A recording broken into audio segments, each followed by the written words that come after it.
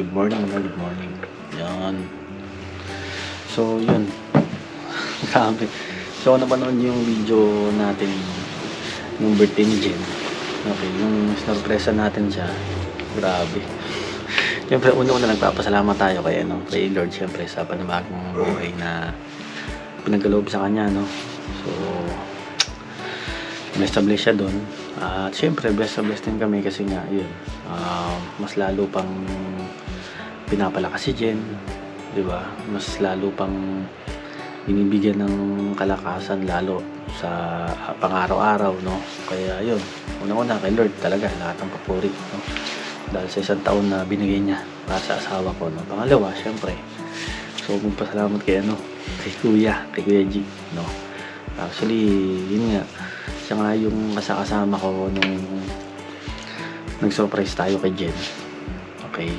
Tapos, yun, siya rin yung instorbo ko nung time na yun, magkakasama kami sa sa kwarto. Tapos, alas 12 ng 8, no? Ginising natin siya. Nasa kalagitnaan ng tulog, no? So, yun. Talagang sobrang maraming salamat kay Kuya G sa support, no, sa pagsama sa akin magmula nung bumili tayo nung bulaklak, no, hanggang sa mga plano natin ng maayos yun. Do mabilisan, pero syempre naman, ramdam ko yung na-surprise natin si Jen, diba? Tapos yun kay Ate Kat, yun, salamat, maraming salamat kasi yun nga, full support siya, no? Silang dalawa ni Kuya G, no? Tapos yung naman, yung time na yung ginigising natin si Jen, okay? Bilhin nyo kasi nga syempre, kahit kami lahat pagod na pagod, diba? Kasi bumiyay pa kami papunta from Chilliwack, tapos papunta sa dito sa Victoria, no? Talagang sobrang nakapagod. Kung mapapansin nyo yung time na kinakanta na namin siya, na siguro dalawang kanta kami ng happy birthday, pero hindi pa rin siya nagigising. Ay, pagod. Kasi dapat ang plano ko, ang plano namin dapat kinabukasan pa, para pagising niya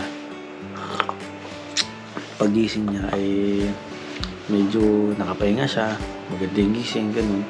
Pero sabi ko, maaga kasi kaming alis, no? Kaya nag-decision na lang kami na yung puntong yung eksaktong 12 o'clock, no? Masurpresa natin siya 12 o'clock ng 8, no? Kaya grabe.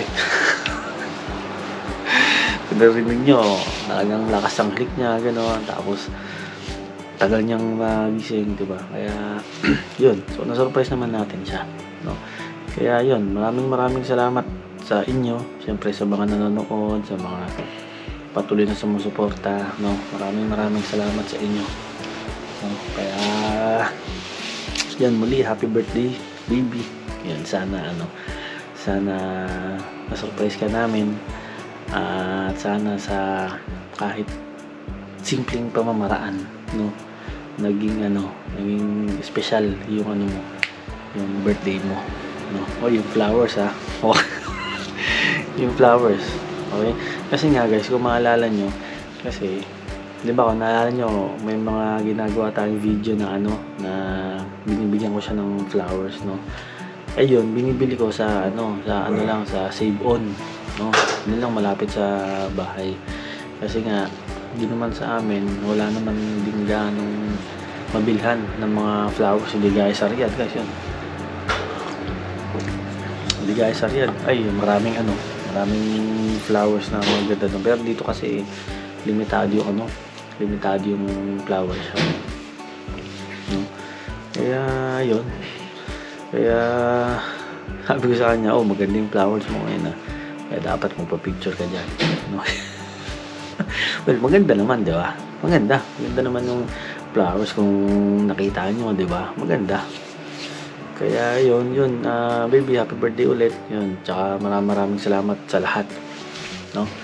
Salamat. Yan, pangako sa'yo na ano, na dito lang ako palagi, na mamahalin kita habang buhay. No? Ayos. Kaya yun lang.